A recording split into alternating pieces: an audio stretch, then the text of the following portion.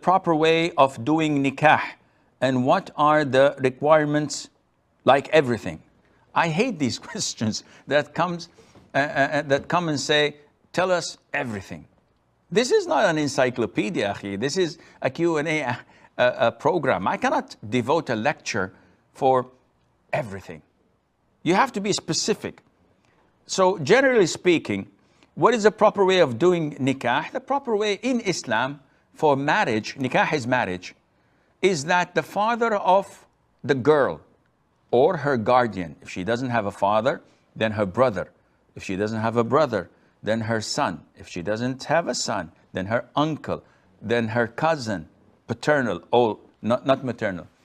So they propose, this is known as ijab. There has to be a proposal from the guardian. He says, I give you my daughter in marriage. This is the proposal, the ijab. There has to be a response known as qabul, acceptance. So the boy says, I accept her marriage. And this has to be in the presence of 2 male Muslim witnesses or more.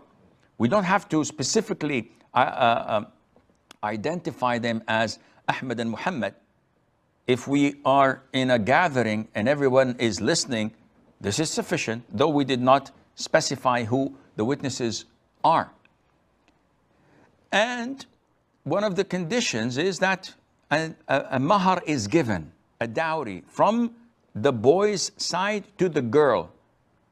And this is either agreed upon before the marriage contract, that usually the boy or his father says, listen, we're giving 20,000, 30,000 riyals. Is that okay? And the girl's father says, yeah, it's okay. Or this is, no, we are interested in 50,000, for example. So it's give and take. Or if they did not disclose an amount, then the judge looks at the average that women in that area take as a dowry, and he forces the boy to give it. And that's it. End of story. The marriage took place. Of course, the consent of the boy and the girl is a priority, but this is by default. Because if the girl does not accept the boy in marriage, the marriage is void. And the father of the boy cannot just simply propose and his son is unaware of that. This also is not valid. And I hope this answers your question.